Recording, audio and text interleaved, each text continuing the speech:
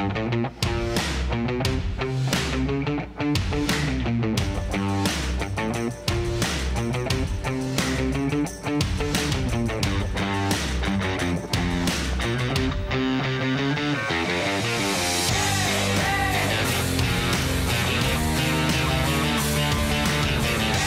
to another episode of the Monkey Business Show.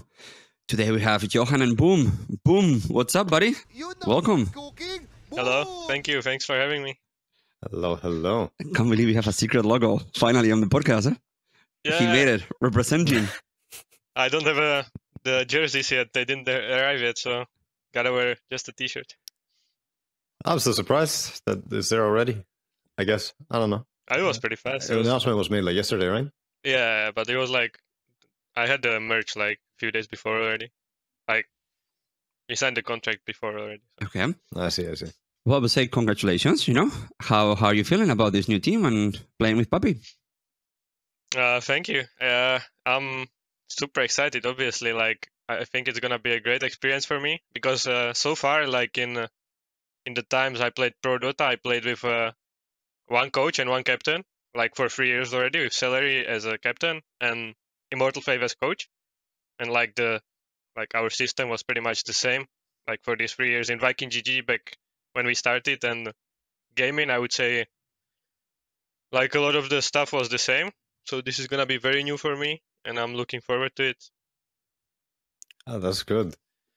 Whenever you feel like new is exciting, is also when you can push yourself like more, at least in like Dota, because you get to meet new people, new ideas. I think is one of the big things in overall, like how if you have people who've been in the game for a long time and acquired that experience, like the old secret roster, and how all these guys also played together. I think experience is able to transfer. So I also think when I've been in the same roster for 3 years in a row, it starts getting a lot harder. You really feel like you want to add at least somebody to the group. So I can imagine that is very exciting. Tell us a little bit more about, let's say, post. Well, we're going to start from the beginning. So you obviously been playing with these guys for a long time. In many times, I think last year you were like the star player in many moments throughout the year. Then you guys go to TI. TI maybe doesn't look like what you guys wanted and match your expectations. So after TI, you decided that something's going to change. So if you want, walk us a little bit from that moment to you signing with Secret and whatever you can share, without getting you into trouble. Yeah. So, how to start? I mean, our bootcamp before TI was actually very good.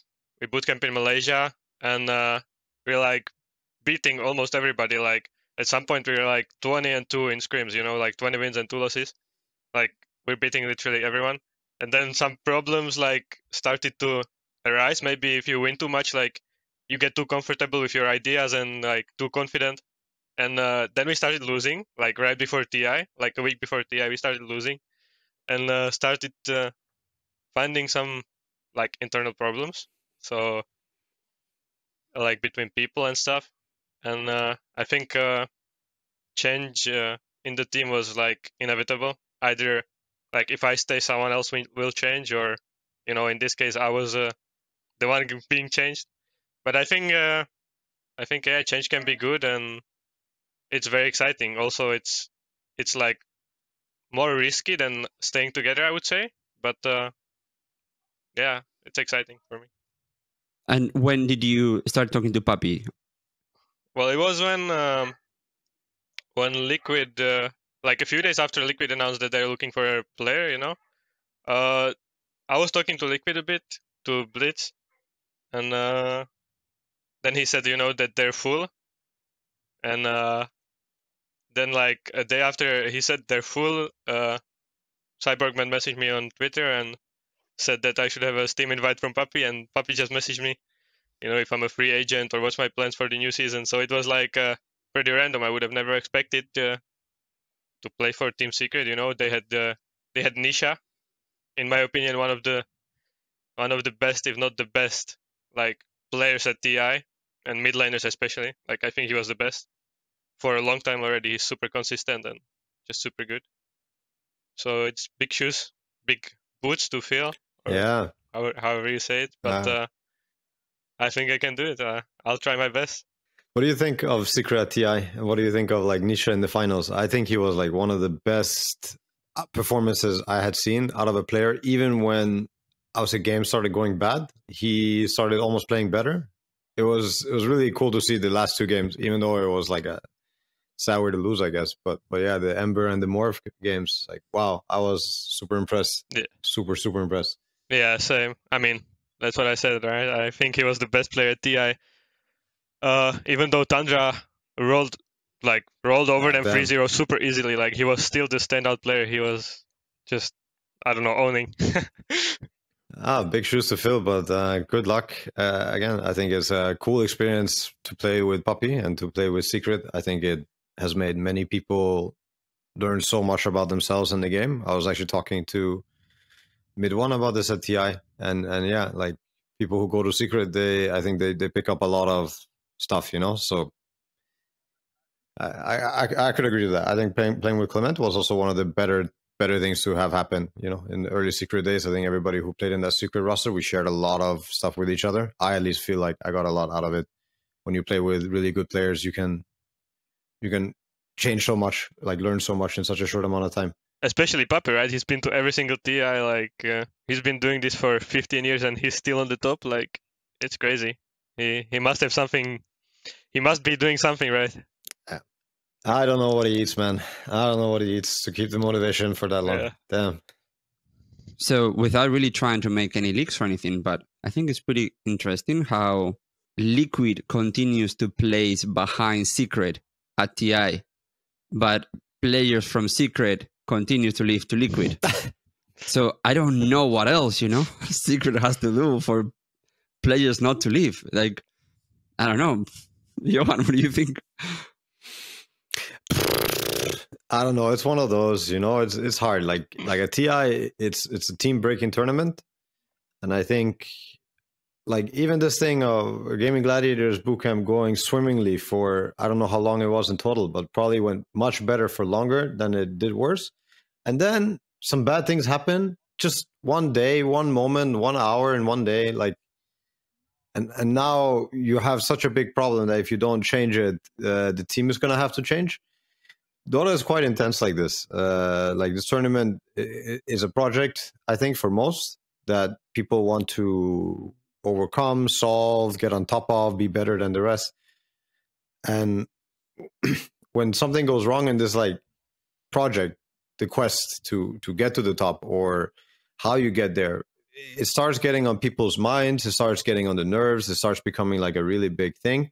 And yeah, quite often you just have these very short moments or things that lead up to, I cannot do this for another year, or I stopped believing, or too much trust was broken, or I don't see the world the same way. And I don't think it's a bad thing. Quite on the contrary, I used to have a really hard time facing this. I also do think you shouldn't jump the gun on it.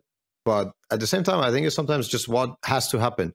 It even has to happen for both parties, you know, like if it's one person leaving a group or two people leaving a group, I think quite often it's just when you see the big picture, the bigger picture, it's part of the growth for both, you know? Yeah, like, I mean, I think the All-Team Secret roster was a good example of that. Like a lot of these guys played together at this moment, then Tag got kicked, I got kicked.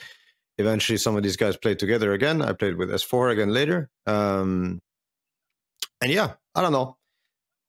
Life doesn't end in that 1 hour during one day during the bootcamp for TI or that one official playoff game. Like life doesn't end there. The world doesn't stop turning. And when you see that, when you start like taking it in, I think you can see it can be good for all parties involved. You know, it's just a natural process. So the same thing for Secret players who jump ship or whatever, you know, like, and yeah, Puppey keeps having ways to enable his players. I also think maybe he got used to it. Maybe it's just good practice and it's how things are supposed to be. I believe it. Well, for you, Boom, I mean, we talked about it last year during the show, but we thought that you guys were playing fantastic. And, you know, Europe right now is an incredible region. You guys, your third tour was good. Your second tour was good. I think the last one was not the one that it was really great. Or how was the last year for you, the ups and the downs?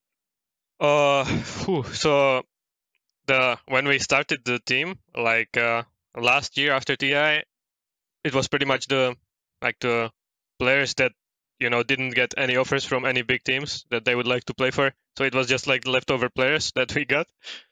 But yeah, we kind of started owning from the beginning. Like we had the Division 1 slot back from Viking GG, so we started playing Div 1, and I think we placed like second or something on our first season, and then Major was cancelled, unfortunately, the first one, if I remember correctly, and then there was a regional finals online, which we ended up winning actually, and then second season was also good. We bootcamped the whole season in Serbia. We bootcamped like for a month and a half or something, which was like very exhausting. It was super long bootcamp. Where did you bootcamp? Serbia. Ah. In Relog, if you know the place. Wait, where is it in Serbia? In Belgrade? Yeah, Belgrade. Oh, Relog. Okay, no. I've been to Belgrade twice, or bootcamp twice. Yeah, so that was super exhausting, but we ended. I think we won that season actually, or we ended second again behind OG or something. Not sure. I think so. Yeah. And then we went to Stockholm. We performed pretty well.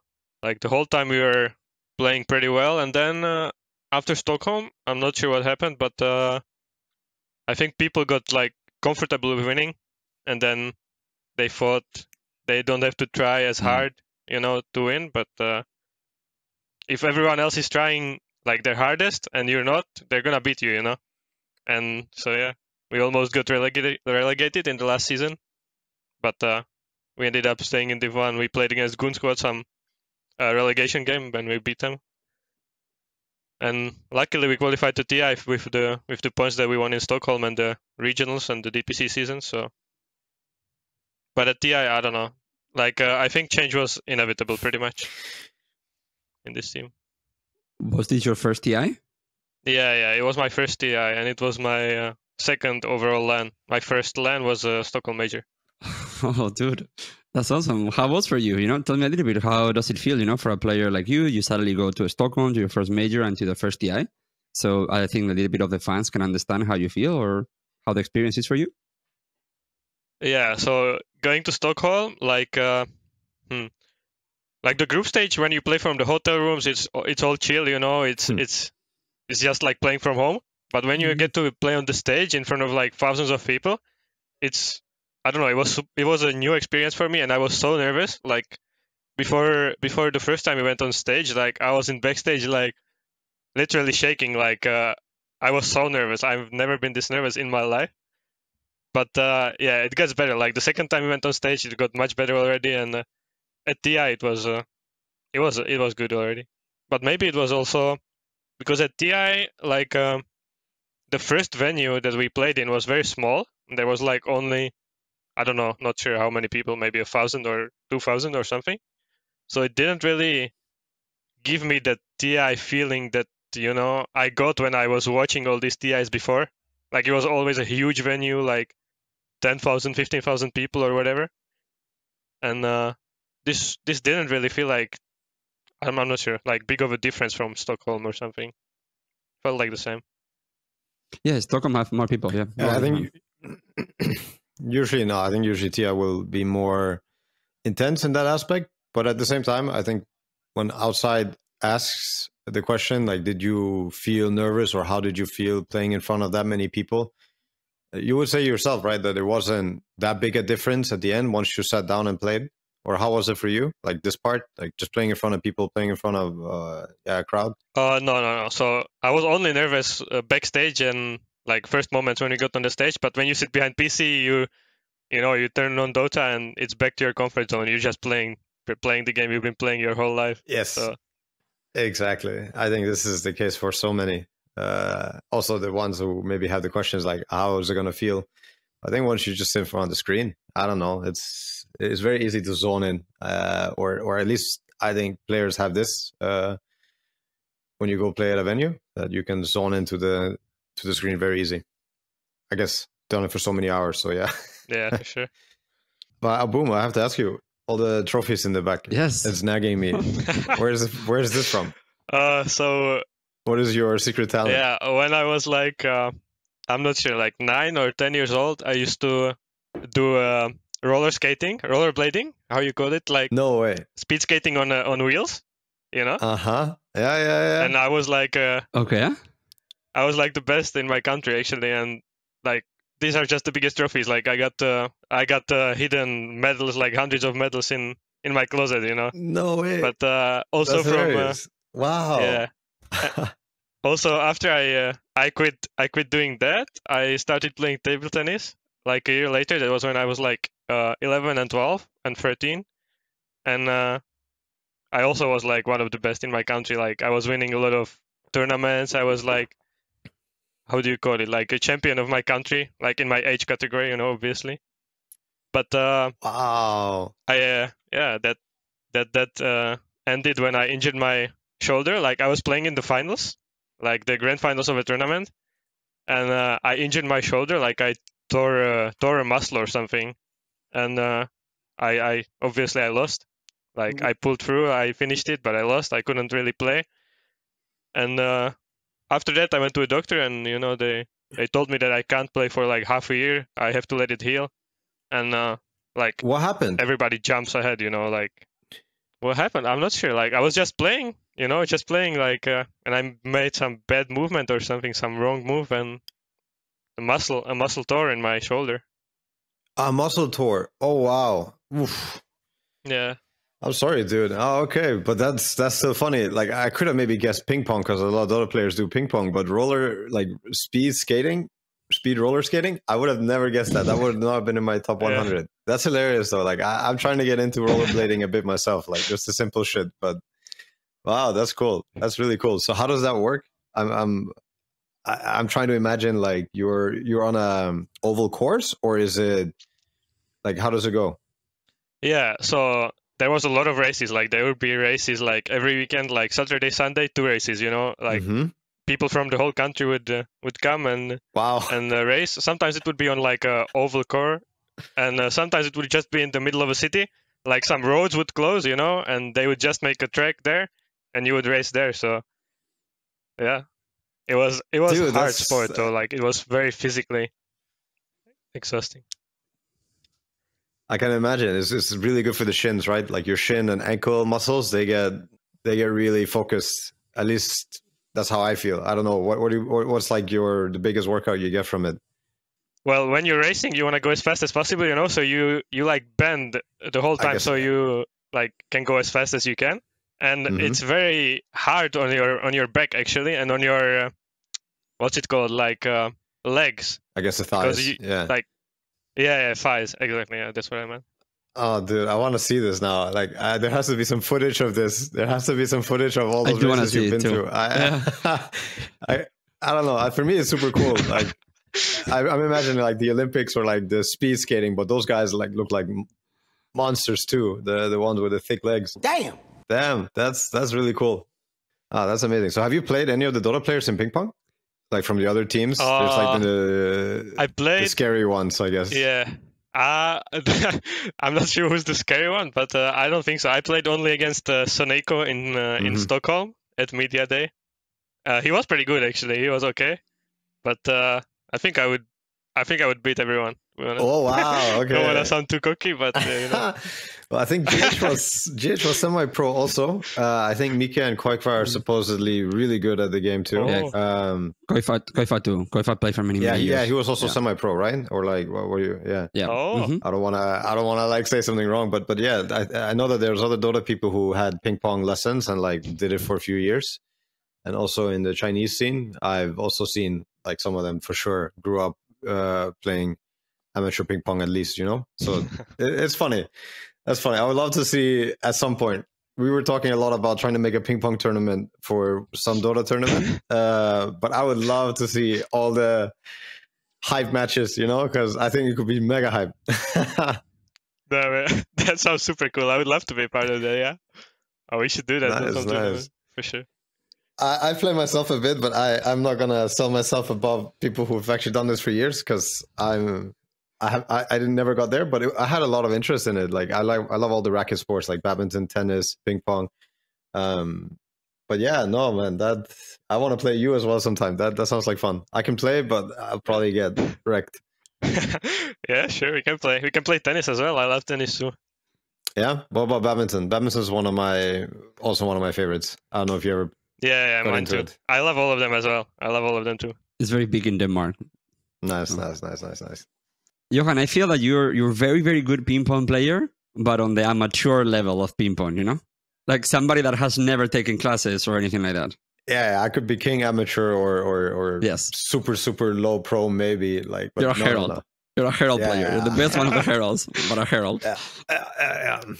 Oh, but there's some people who are surprisingly good. Like Thompson's also like good. Like he can definitely play. I think he might still beat me. I don't know if he's been practicing too. But He's been- I get surprised, you know. When I got into Dota the first time, I also thought I was good. But then I played Arsart, and my God, like he was toying with me. I felt like my ego was crumbling, or like I couldn't be in my own skin. You know, when somebody does the nonchalant, like I don't even have to fucking try, and you're just sweating and like you're doing everything, and you keep hitting the net or something. Wow, that was a rough experience. So yeah, people playing Dota, that's fun. The more I learn. Johan, I think it's a thing with Dota players as well, is that you guys were all competitive on other things in your life. And in a way, you just brought your competition now into Dota. Because I don't know you when you were a kid, but you're competitive at everything you do. Doesn't mean that it's unhealthy, but you like winning. You play ping pong, you want to win. You play badminton, you want to win, you know? You play football or volleyball and you want to win. So I guess that this is Boom is the perfect example of just playing sports all his life and then into Dota. So, dude, okay, so you were like speed roller skating into tennis sports, racket sports, and how Dota? How did you get into Dota? This was your first big game? Yeah, like this was my first game that I actually like committed to playing. But before that, I played Heroes of Newerth and CS 1.6 a bit, like just with my friends, you know, playing for fun. And Dota, we started with my friends as well, like from my village. And eventually, you know, they quit. But I didn't quit because for some reason I liked the game and I could feel myself like improving. And I would watch the like TI2, TI3, and you know, I would want to see myself there playing someday. And yeah, I pretty much knew that I wanna like do it as a job, like from I don't know, from when I was like 14, 15, from when I started. And yeah, I made it, I guess.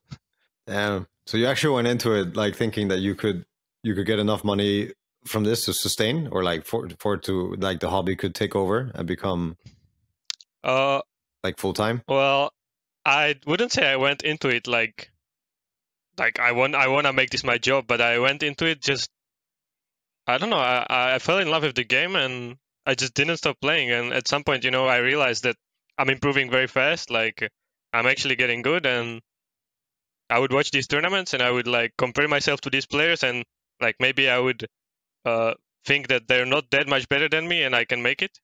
And if you just keep going, keep working, then you know you'll get there. Mm-hmm.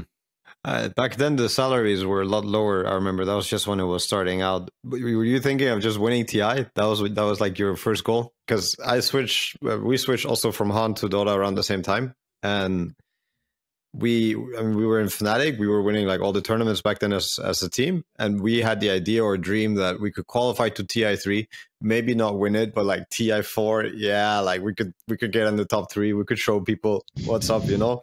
Like we went into this thinking, TI is very achievable, but I think we got slapped really hard. Like when we started playing with the big boys and Kuro and Puppy and stuff, like those guys were so much better than the people in Han, I felt like. So I don't know. I had this reality check when I switched and I got into Dota Pro. But TI was always still the goal and the dream. I'm just wondering, yeah, for you, like what was your main kind of star that you were going for? Like, did you have a timeline? Did you have anything, or like just making it to TI first and then from there? Like I didn't really have any kind of a plan like that, but like at some point I obviously was like ranked top 100, you know, whatever, playing for some amateur Czech team and like getting a salary, like a minimal Czech salary, you know, is, I don't know, a few $100s, and you can actually make a living out of it, you know. So like at that point, you actually realize that you can make money, like salary wise, and even there's tournaments, like you can make extra money in tournaments as well. And if you happen to be noticed by some bigger team, and then you might get picked up by a bigger team, you know, if you perform good enough, if you like standout player on your team, you might be lucky and get a chance to play on a team and get into the bigger tournaments, you know. And then, I mean, it was never about like money for me. It was just about like, I'm just doing what I love, you know, as a job. And I think I'm very lucky to do that, because not many people get to do that in their lives. Mm-hmm. It's true. That's awesome. Oh, that's awesome. Yeah. I think everybody who plays Dota for, I mean, profession, but I guess we all still do it for hobby. Like everybody who I think fully retires still watch the game, play the game. I think the game costs so many people. I wonder how many people started playing around this time. Like, because you're also saying, I think it's all after TI1, right? Everybody got their eyes onto Dota. I think at TI2, so many people must have come into the game from, I mean, Han, other MOBAs, and all this stuff. Back then, I didn't realize, you know, I didn't realize. It just felt like there was an infinite amount of players in the player base, and you were just kind of queuing like you always were. But how many people play Dota now? Like concurrent logins? So I don't know the numbers, but I actually know that even though people complain that the game, dead game and all that, we actually have more players than ever before. The numbers ever before, there was, I read something about like there was one TI that was still the number one in terms of player influx. Oh, I wouldn't be able to tell you during TI, but I know that, for example, I think from last year to this year, there was like a 9% growth of a player base. So I don't know if it's intermediate players, so I don't know if that, but at TI grew to 1 million peak players. Average players is now again over 500,000, which it hasn't been since 2019. Yeah. Okay, that's kind of cool. But yeah, let's see if I can go all the way down. So in the beginning, July 2012, 50,000 people. And by 2013, it went to 150, 210. Wait, before 2013 ends, it goes all the way up to 366,000. Wow, Dota grew so fast. Dota 2. Wow. So it's actually, boom, I don't know. So I don't know how much you participate or know about the conversations that we have with Valve or things like that. But one of the big topics that we always discuss is that a lot of our objectives are not fully aligned, but some of them are, you know, between Valve and teams and tournament organizers. Because an objective for all of us is grow the game. The more people that play the game, the more people that can become fans of esports, that can be fans of Boom, of Topzone, of anybody of the players, you know? So that is let's say that a objective that we all share. What we might not share is how do we get to make that happen, you know? But I think it's really cool seeing that Dota still continues to be played, you know? And there's more and more people. I really would like to know a little bit more of how those people play. Because I consume Dota very differently from how I used to consume it 2 years ago, you know? I'm still in the Dota world and I'm still on the client. I'm just not queuing anymore. So that could be a very interesting study, you know? Valve, if you're there, you know, run numbers and let us know. Yeah. So boom, I have many more questions for you regarding Secret. Have you already started screaming with them? Oh no, I think some of the guys are even still on vacations. Like they deserve it, you know. They worked very hard. Like before TI, they even played the wildcard tournament or whatever, and then the whole TI, you know. So I think they're still chilling a bit, but we're gonna start scrimming sometime at December, if there isn't any like online tournament, which I'm not sure if there will be or not.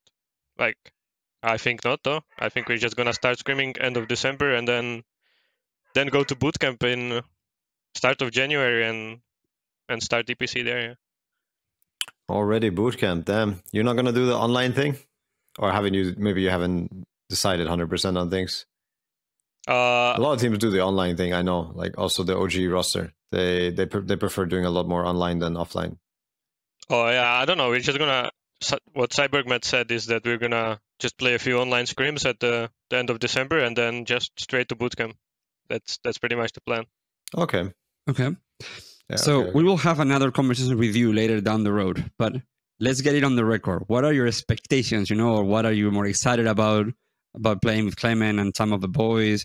What are you more scared about? What are you expecting from these guys? Oof, expectations. I mean, expectations on Team Secret must be very high because of how they ended at TI. But I'm not sure. Like I just wanna try to do my best and perform as best as I can, and not disappoint any of the fans or my new teammates, or just do my thing. Bro, if you do your best, yes, if you do your best, you should be disappointing nobody. If you do your best, that's all anyone can ask of you. Yeah. I don't really like having too many expectations because that kind of puts pressure on you, right? And look, we're supposed to win TI next year, So as long as you stay on the roster, you've done, they got like 4, 3, 2, Maybe you get carried by faith, by destiny. Yeah, it has been written. It's the script. That's actually funny. I mean, that's going to be up to you guys to defuse at some point down the road. But that's a really funny thing too. It's like when I was reading this, I was like, no fucking way, right? No fucking way. Like when TI was happening. But Johan, that's why it's like, why would anybody leave Secret? You're winning it next year. Secret should be able to get any player they want. I don't care, but if Secret gets to the finals, I'm shitting my pants for whoever's on the other side. Yeah.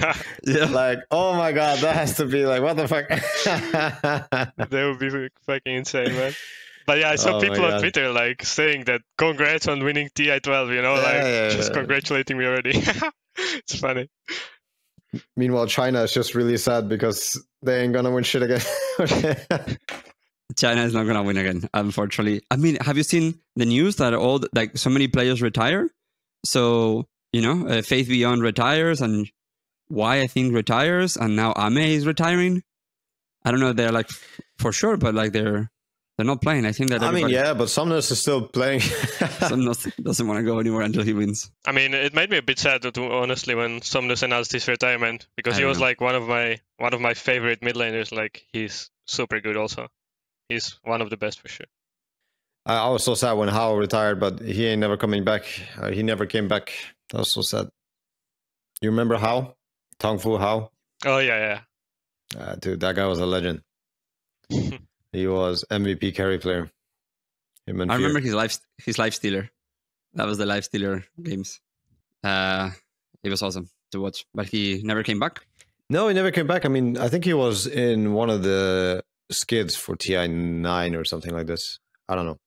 I saw him they did some skid from China, but other than this, I don't think I've seen him at all. Yeah. So then I want to ask you about your time in Gaming Gladiators. So we had Celery on the podcast and he was really cool. And I got to meet a bunch of the other guys during TI. And you guys were all really, really cool people. You guys had a cool, let's say, hippie 90s pop band feeling going on for you guys. Yeah, it was really, really funny being around you. Yeah, I mean, there was good vibes always in the team. They are all like cool people and fun people to be around.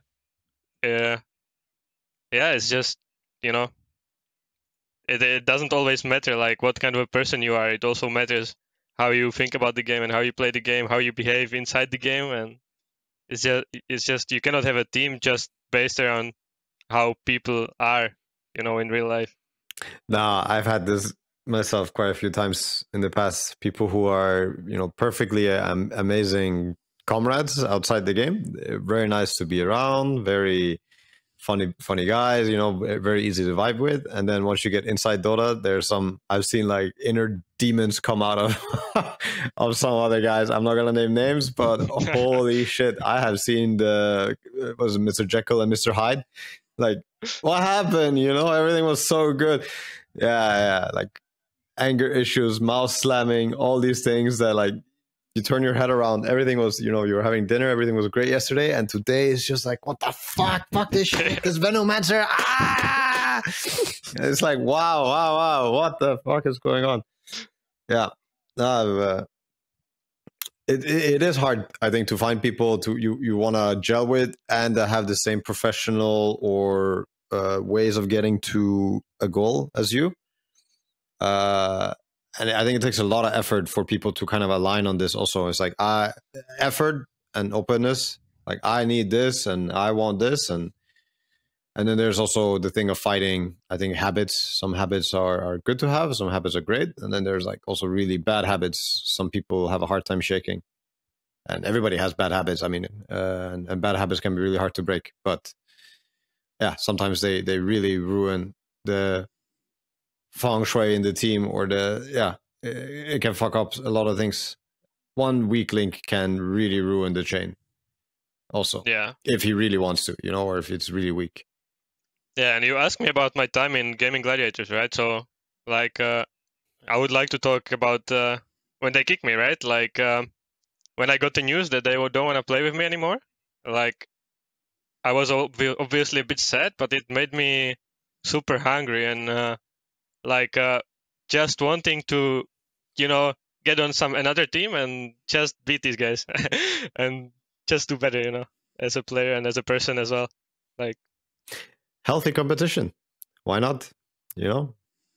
It's really cool to be friends with people, and I think Dota should be like this, and it's always been like this. Like, to be friends with the people you compete with, and to also be able to separate the two things now and again, and realize that we are people before we are competitors. I mean, at least I believe that. There's no way to stopping that either. And once you have that, I also think it makes the competition a lot more fun, I don't know, playing ping pong against somebody versus playing ping pong against somebody completely random. There's just more feel to it. If you know the guy, there's like a bit of history, or you like each other, or I don't know. It makes it more fun, at least for me.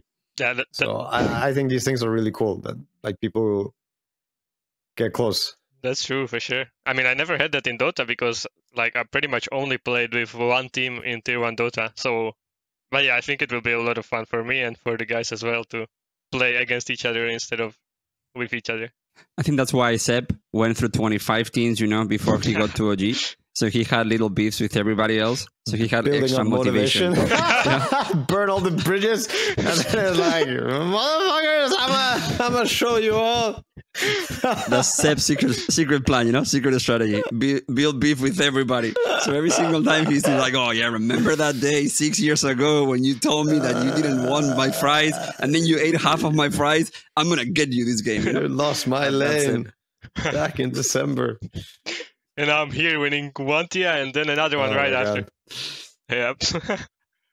I have to ask also as well about Immortal Faith, because Immortal Faith, from what I've heard outside, was a big part of your process or how you saw the game. Now he's going to Nigma as well. He also is making a change after a long time. Yeah, so I think he was like the not sure how to say it, but I felt like without him we wouldn't have become like anywhere close to how good we've become as a team.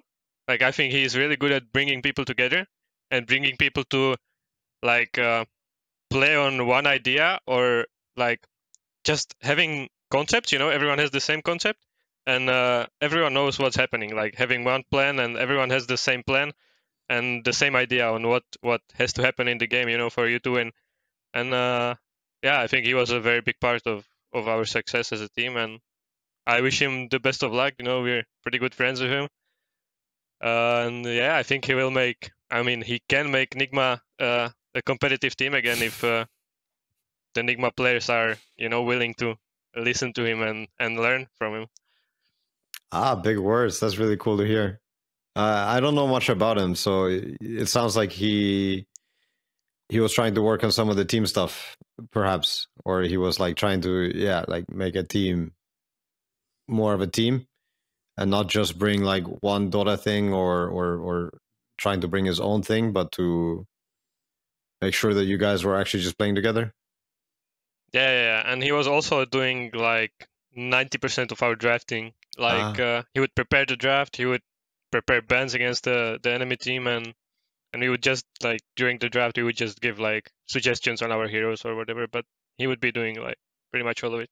So you know that Immortal Faith now is going to Nigma, and how do you think he's going to be able to transform it? You think that he's going to be able to bring the passion that maybe it was lacking, or I mean, you've been with him for so long, you know? You think he's going to do good in Nigma? I think he always wants to be the best. Like he's always doing whatever he can to be the best, and I think he can give them good ideas about the game.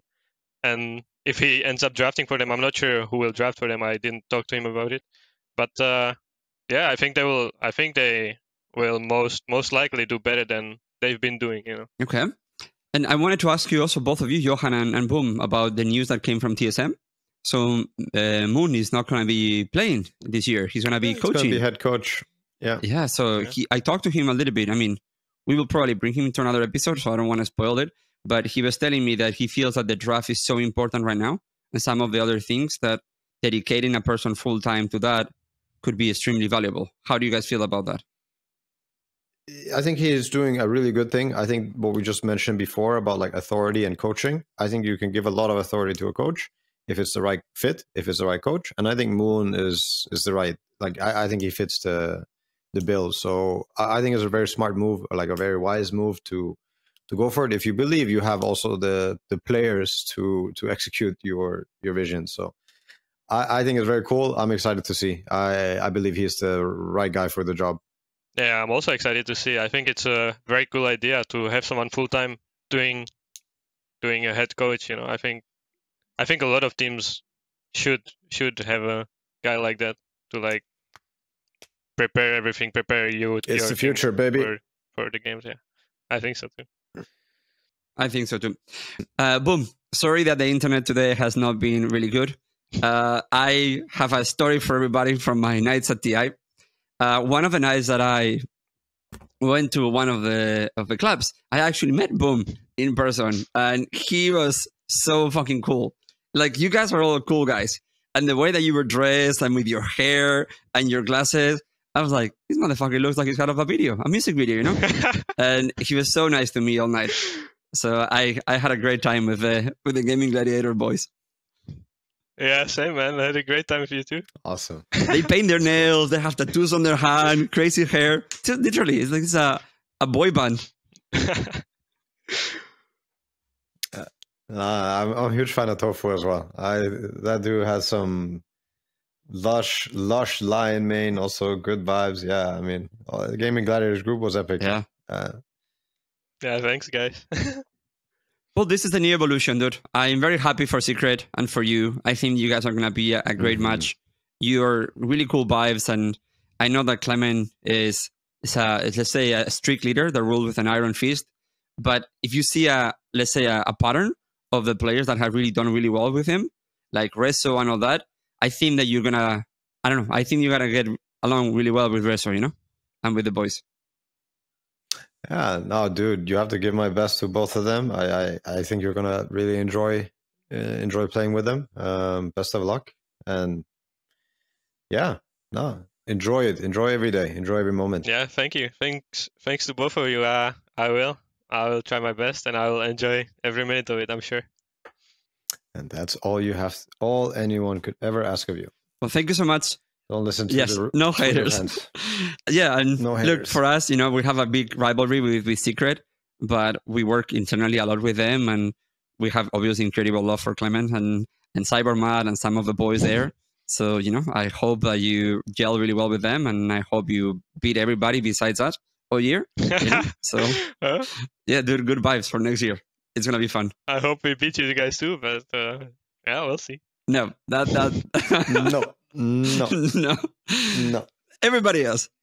Okay, well, thank you so much, everybody, and we'll see you, everybody, next week. Cheers. Cheers.